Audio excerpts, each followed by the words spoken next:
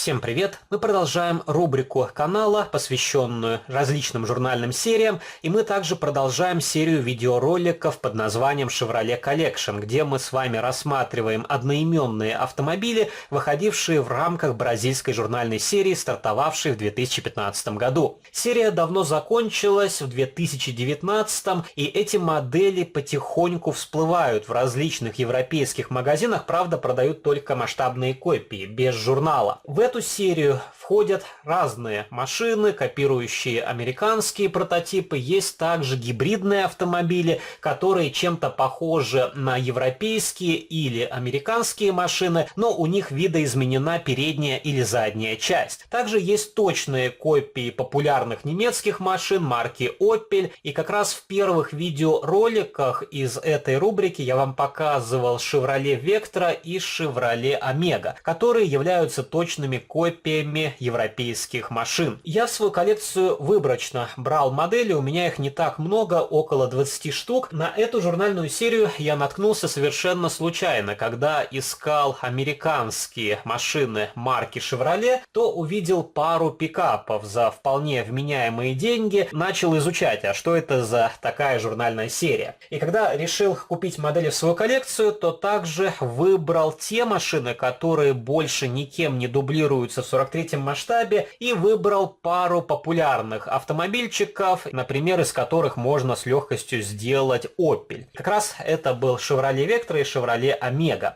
И сегодня у нас модель под номером 4 в моей рубрике, но в журнальной серии она выходила под номером 17. Это Chevrolet Chevy 500, который копирует прототип 83 года. И как раз если вы присмотритесь к облику настоящего автомобиля, я думаю, вы сразу узнаете Opel Corsa первого поколения. Правда, здесь видоизменили заднюю часть, добавили грузовой отсек. Также в рамках бразильской журнальной серии выходил еще один Chevrolet Chevy 500, только более современная модификация 88 года. Правда, корпуса у автомобилей абсолютно идентичны. Более поздний вариант окрасили в белый цвет, добавили декоративную черную полоску на боковины и чуть-чуть изменили передний и задний бампер. Естественно, добавили другие регистрационные номерные знаки. Второго пикапа нет в моей коллекции, но, возможно, в будущем я его тоже приобрету, потому что в целом мне понравился уровень проработки этой масштабной копии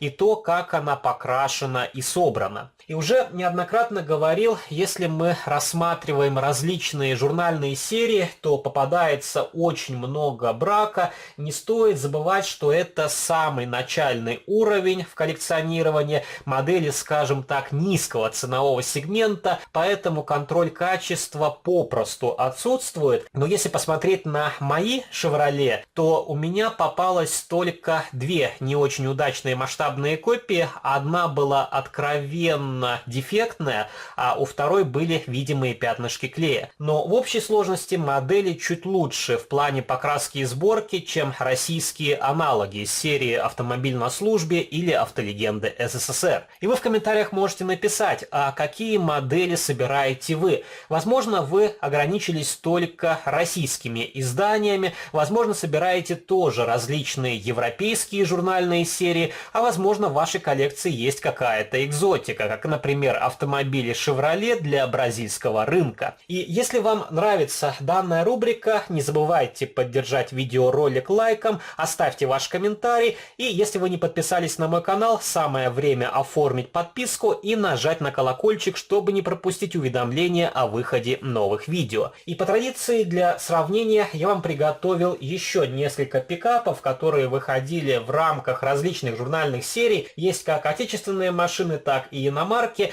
И мы наглядно посмотрим, как данный Chevrolet смотрится рядышком на полке со своими европейскими и российскими собратьями. И модель поставляется в довольно симпатичном дисплей-кейсе, и это одно из преимуществ данной журнальной серии. Например, в Европе, если смотреть отдельно боксы, то цена на них стартует с 4-4,5 евро. А тут за 5 евро вы получаете красивую коробочку плюс масштабную копию. Также дисплей-кейс пакуется в довольно крупный блистер с черной подложкой. Есть различная информация, которая касается производителя, импортера. Естественно, эти модели изготовлены в Китае. И на задней стороне также есть логотип, который нам говорит о том, что эти модели сделаны по лицензии GM.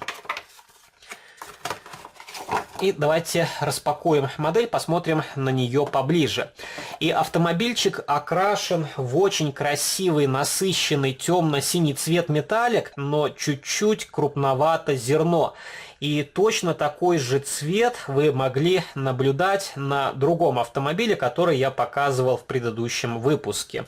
А так особых замечаний по уровню покраски, сборки и проработки к этой модели у меня нет. Вполне хорошо сделана передняя часть, красивая осветительная техника с рассеивателями, отсутствуют пресловутые черные точки и как раз виднеются небольшие лампочки, и подложка окрашена серебристой краской. Более-менее нормальная решетка радиатора, очень ажурный значок Chevrolet, также установлены желтые регистрационные номерные знаки, пластиковые стеклоочистители, они уложены тоже более-менее аккуратно, правда присутствует облой на видимых местах.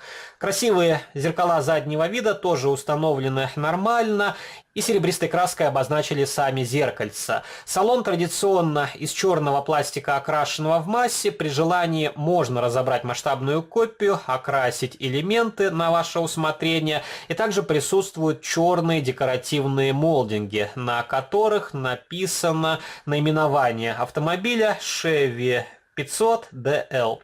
Вполне хорошие колесные диски, они покрашены серебристой краской, обуты в резиновые покрышки. И покрышки нормальные по диаметру, правда отсутствует боковая маркировка, и у резины не очень выражен протектор. И, к счастью, пока что покрышки не оплавили колесные диски. Зачастую у журнальных моделей есть проблема с оплавлением колес, и нужно подкладывать фольгу под подставку или обклеивать обод колеса, чтобы он не испортился. Дверные ручки обозначены просто черной краской, серебристым цветом выделили личинку замка. Кузов здесь закрыт пластиковым кожухом, и также на заднем стекле присутствует пластиковая защита. Ее можно было окрасить серебристой краской или в цвет кузова автомобиля. На заднем борту есть также шильдик 1.6 и надпись Chevrolet. И виднеется выхлопная труба, правда отсутствует сквозное отверстие. Задние фонари из прозрачного пластика, правда они полностью покрыты красным лаком, и придется самостоятельно обозначать поворотники и огни заднего хода. И давайте открутим модель от подставки, посмотрим, как у нее сделана нижняя часть. И машина крепится при помощи двух винтов под крестовую отвертку. И также есть дополнительный фиксатор, который не дает крутиться модели на подиуме. И вот так выглядит нижняя часть, ничего необычного, все очень схематически изображено. Карданный вал, выхлопная труба, также присутствует ниша под запасное колесо, хотя запаски здесь не видно. И можно открутить днище и посмотреть, как у этого автомобиля сделан салон, потому что обычно сквозь маленькие окошки ничего никогда не видно. Вот так выглядят элементы салона, панель приборов, рулевое колесо, сиденье. И задняя стенка из прозрачного пластика. И как раз вы можете посмотреть, что присутствует напольное покрытие из металла. И в теории можно демонтировать кожух, тогда у вас будет открытая грузовая платформа. И стеклышки закреплены при помощи заклепочек. Если вы хотите разбирать модель, для последующей перекраски вам нужно высверливать вальцовку. Давайте соберем автомобильчик обратно и покажу вам другие пикапы, которые есть в моей коллекции.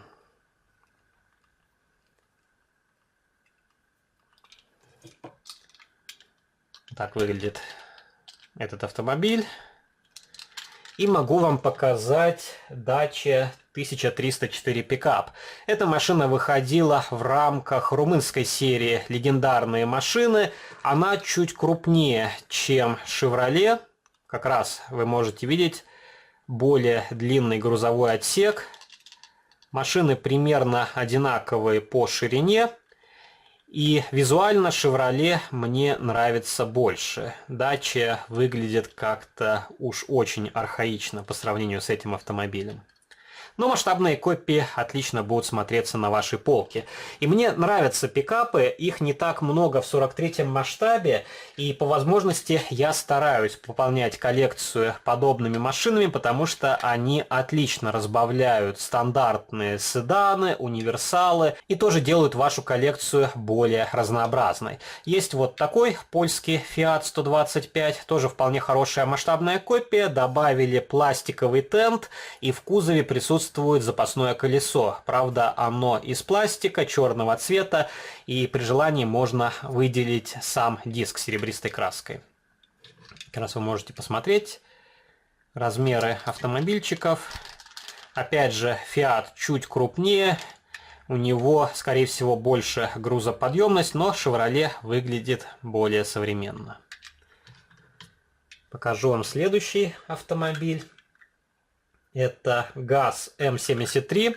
Экспериментальная машина, тоже очень забавная. И в свою коллекцию я брал этот автомобиль, потому что мне понравился прототип. Выглядит очень несуразно, но тем не менее машина существовала в реальной жизни. Как раз вы можете посмотреть, как на его фоне смотрится Chevrolet. Но это машины разных эпох. Конечно, ГАЗ намного старее. И покажу вам последний автомобиль, популярный Иж Каблук, и эта масштабная копия выходила в рамках проекта «Автомобиль на службе». И на данный Иж я поставил другие колесики и покрышки, потому что изначально на этом автомобиле колеса были огромного диаметра. И Chevrolet примерно такой же по габаритным размерам.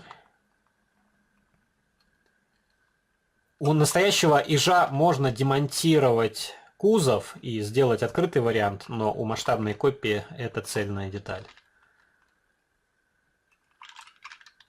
Вот такой вполне хороший, симпатичный автомобильчик, который может разнообразить вашу коллекцию, если вы собираете не только отечественную технику, но и смотрите на зарубежные аналоги. И пишите ваши комментарии, что вы думаете о журнальной серии Chevrolet Collection. Какие автомобили видели вы в продаже, за сколько? Возможно, у вас тоже есть некоторые варианты, которые я не демонстрировал на своем канале. Будет интересно узнать ваши предпочтения в коллекционировании масштабных копий. Если вам понравился данный видеоролик, не забывайте поддержать его лайком. Вступайте в мои группы в социальных сетях, ВКонтакте и Фейсбуке, жмите на колокольчик и также подписывайтесь на мой второй канал, там тоже выкладываются разнообразные видеоролики на модели из моей коллекции. А на сегодня это все, до новых встреч, пока!